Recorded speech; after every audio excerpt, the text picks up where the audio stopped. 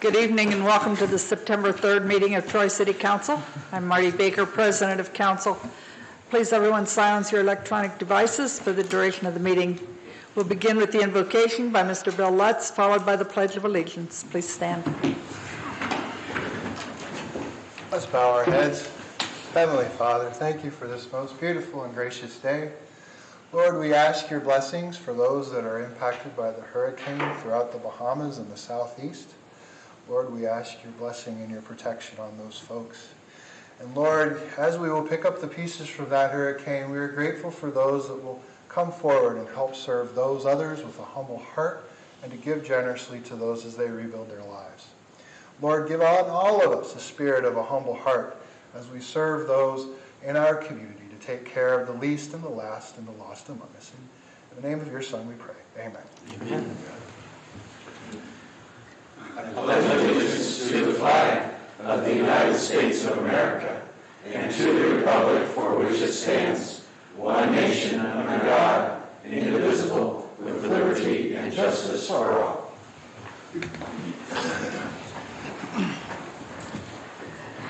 Mrs. Knight, please call the roll. Mr. Swayzer? Here. Mr. Lutz? Here. Mr. Heath? Here. Mrs. Oda? Here. Mr. Twilliger? Here. Mr. Twist?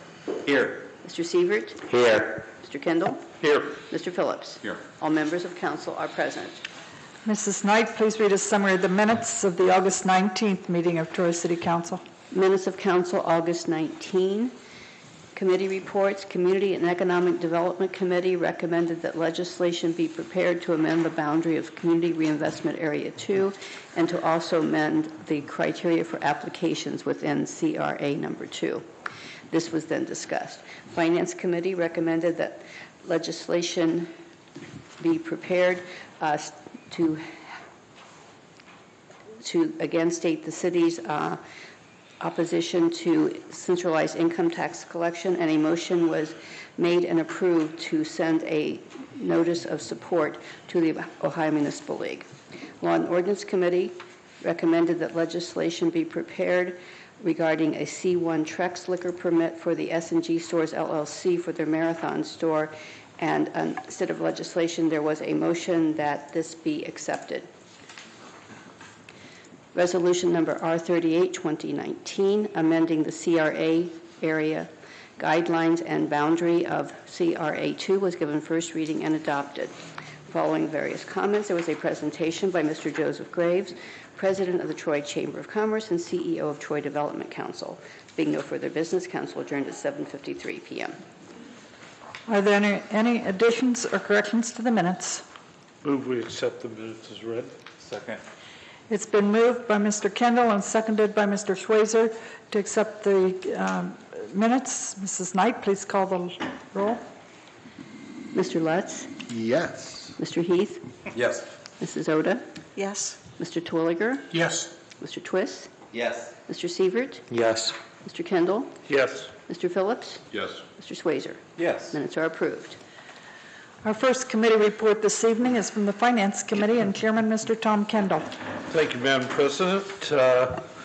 This committee met on August 27th to review the certifications forwarded for acceptance by the Miami County Budget Commission for the rates of tax to be levied on the general duplicates for 2019 for collection in 2020. The certifications are to be based on the city's tax budget, which council approved earlier this year. The certifications are provided geographically by school districts. It is the recommendation of this committee that legislation be prepared accepting the tax rates to be levied for the city of Troy as certified by the Miami County Budget Commission. We also support emergency legislation to meet the October 1st date by which acceptance of the certifications are to be returned to the county. And this is respectfully submitted by Mr. Swayzer, Mr. Sievert, and myself as chair of the Finance Committee. Are there any questions from council members? Thank you, Mr. Kendall. Thank you. Mr. John Schweizer has a law and ordinance report on a liquor license notice. Yes, Madam President, I do. The Ohio Division of Liquor Control has transmitted the notice of a transfer of a D5 permit from Tokyo Peking Restaurant and Company, 3 North Market Street, to North Market Cafe LLC, DBA Red Berry, 914 North Market Street, Troy, Ohio. A D5 permit is for spirituous liquor for on-premise consumption only, beer, wine, and mixed beverages for on-premises or off-premises in original seal containers until 2:30 a.m. Objections must be filed by September 23rd. The police department has advised that there is no basis for objection to the application. Are there any questions from council?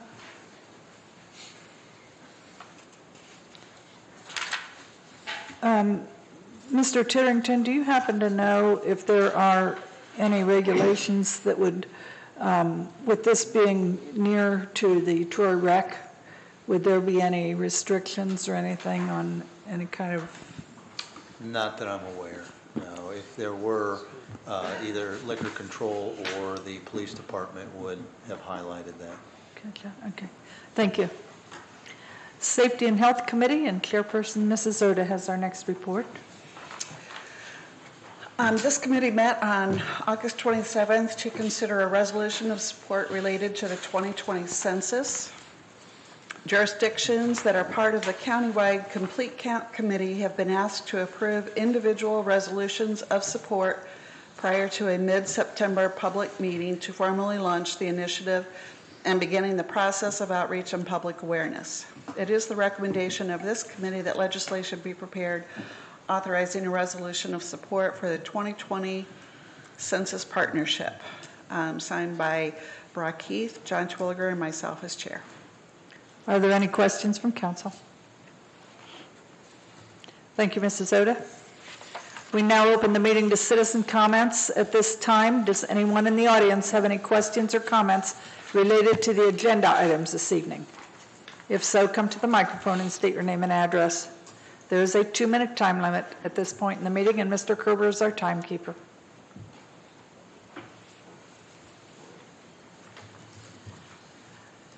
Seeing none, then we'll move on to resolutions. We have 2 resolutions tonight. Mrs. Knight, please read Resolution R39, 2019. Resolution number R39, 2019, resolution authorizing tax levies for the City of Troy, Ohio for the fiscal year beginning January 1, 2020, as determined by the Budget Commission, and certifying such levies to the county auditor and declaring an emergency.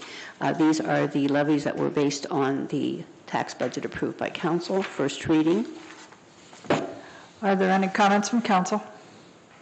Move for suspension. Second.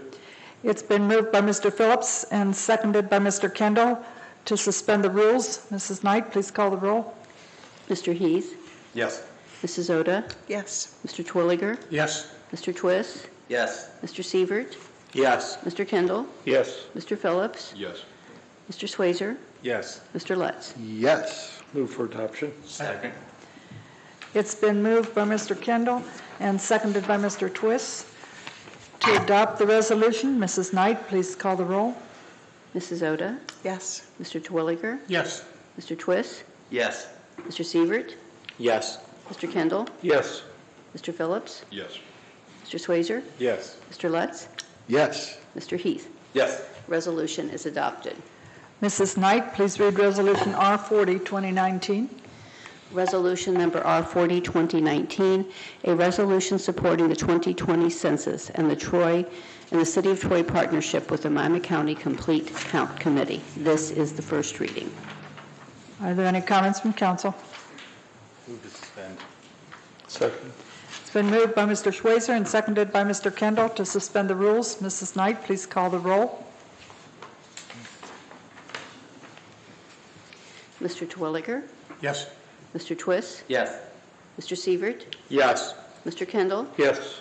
Mr. Phillips, Yes. Mr. Swazer, Yes. Mr. Lutz, Yes. Mr. Heath, Yes. Mrs. Oda. Yes. Move for adoption. Second. It's been moved by Mr. Heath and seconded by Mr. Schweizer to adopt the resolution. Mrs. Knight, please call the roll.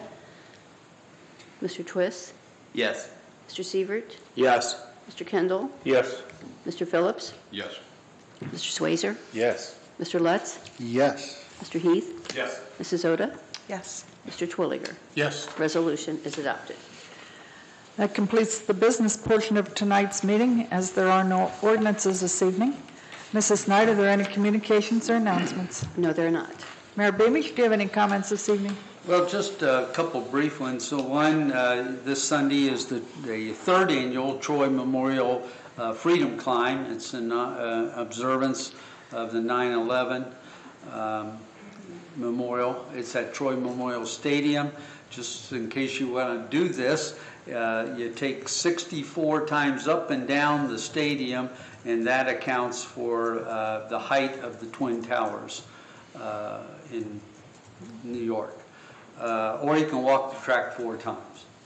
But the idea is to have an observance of that time.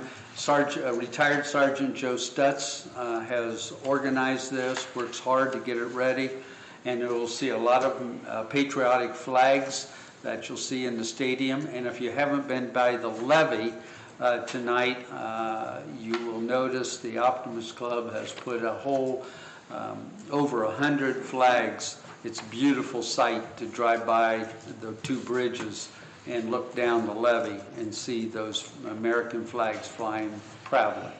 So I just wanted to share that. That's coming up Sunday as a special event. Starts around 1:30. That's it. Thank you. Mr. Titterington, do you have any comments this evening? Just a couple of events coming up of note. First of all, tomorrow afternoon at 4 o'clock, our billing and collections office will be closing. It's just closing an hour early. Barring any catastrophe, it'll be open again on Thursday morning. We don't expect any catastrophe. It's just it should be a simple software update switchover. But knock on wood, everything will go okay. We have put that out on all media, and we've got signs up, so hopefully it won't inconvenience too many people. Second, since we are into September and we are starting to get calls and questions, we do have Trick or Treat. That's coming up. That will be on October 31st, which is a Thursday. It will be from 6 to 8 p.m. that evening, as usual. That's all I have. Thank you, ma'am. Thank you. Director of Law, Mr. Kerber? I have no comments, Madam President. Thank you. Any comments from council members this evening? If I may. Mr. Some Phillips? of you at the dais here got a copy of a flyer. I'll distribute to the rest of you that did not get one. But for everyone out there, September 28th, an organization called Warrior Connection. My son is the executive director. It's a nonprofit that does retreats for veterans, and PTSD and military sexual assault is what they deal with, and they provide a lot of training and guidance to the military veterans and folks that have been victims within the system. The fundraiser is September 28th at Pickwa Fish and Game, and I do have flyers up here, but donations are appreciated. You can sponsor shooters that will be participating, or you can come out and shoot yourself, but you need to register online, and all of the information is... I know it's a little strange, but within that community, it is a very large thing. This organization's been having them across the country, from California to Vermont, so they're very well attended. And this is the second annual that we've had here. So if you're interested, please take a look at it. Thank you. Any other comments from council members? Any comments from city staff this evening? Any comments or questions from anyone in the audience? Please come. When I come up, Martin. Yes, and state your name and address, please. My name is Robert Cole, 251 South Mulberry Street, Troy, Ohio. Mayor, Mr. Titterington, and council members, Troy has been really good to me, so I come today asking your consideration on a problem that I'm facing, okay? Memorial Day was a high water item for the city of Troy, and my building flooded down at 251 South Mulberry Street. If you go down there and look at 251 South Mulberry Street. In any direction you look, the streets run uphill. And in 1986, when I bought that property, we knew it had a water problem. So we constructed it so that it could flood. And it can take water, and sometimes we would pump water out of the basement of that 2 and 3 times a month for flooding. And so then the city got involved with me, and I've always had support of the city of Troy on that. And they got to redirecting some of the water issues down there. And so it got to the place where we could have a sustained 1-inch rainfall per hour, and we wouldn't flood. So then Debbie Swan was down there one day, and I said, Debbie, there's this one drain. It never seems to fill up when it floods. So she put another drain in for me before she left. And so now we're up to a 2-inch flood per hour, and we don't have any problem. So I contacted Chris Weehee, and I said, Chris, can you come down and look at this? And so he had people down there the next day looking at it. One time when it flooded, the city employees found a big wheel down in the drain system that they pulled up out of there, and that helped, okay? But I think everybody right now has done everything they can do, cleaning the drains and everything else, and I think the drains are just not large enough to handle it. When I flooded, the post office also flooded. Well, postmaster prior to that had tried to resolve the issue by putting another sidewalk on top of his sidewalk. If you go down there and look at some of the curbing, you can see where there's another sidewalk he put on top facing the fire department. That now is only one sidewalk thick as the street has been built up. So he lost his curb there, so he flooded at the same time we did. This last time I had to replace all the drywall 4 foot up, do mold remediation and everything else. So I rise to talk to you about it because in your relocation of the fire department, you're going to take a property that has grass and gravel, and you're probably going to totally pave it.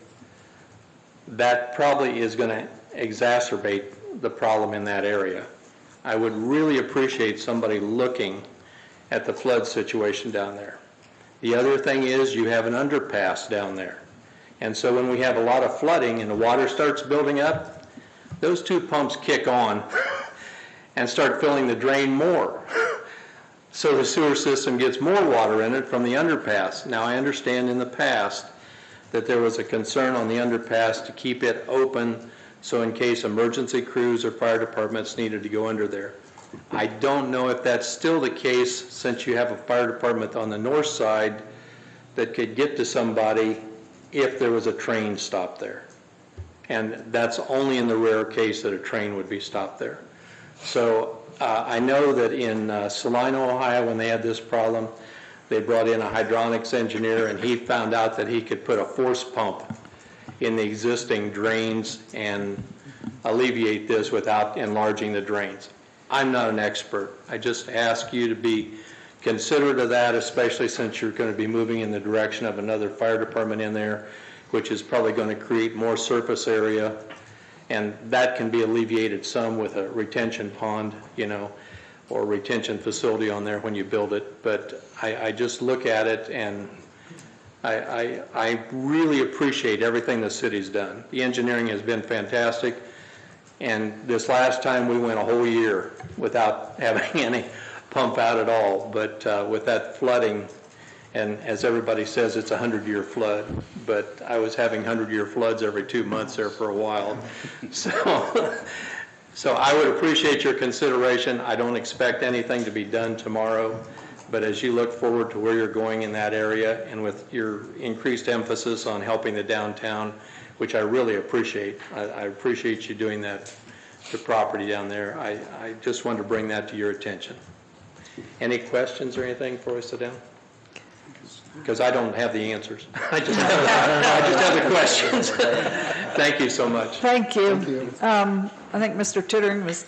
Titterington was taking notes, and so. Yes, I was. So, Mr. Cole, if you're talking about the Canal Street property that we're in the process of purchasing to build the new fire station, storm drainage, all those calculations will be built into it, and we will, of course, look at all of the impacts from that property to that property and beyond, so. I appreciate that. Thank you. Thank you. Anyone else in the audience have any comments or questions this evening?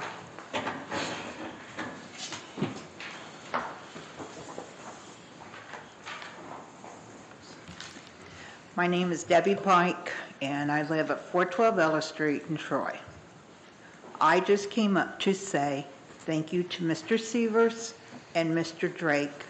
We now have a porta pot in Hurlinger Park. The lady texted me and told me she has been on this for 2 years. I appreciate anything you guys did. It has been up for 5 days now, and no graffiti is on there yet. So like I told the ladies and gentlemen down that side, it's up to us to keep it there. Because first time it gets, gets confetti, get turned over, it's going to be gone. But at least we tried. I do appreciate everything. You keeping up with me on this. And I would just like to say thank you. Thank you. Thank you. Anyone else in the audience have any comments this evening?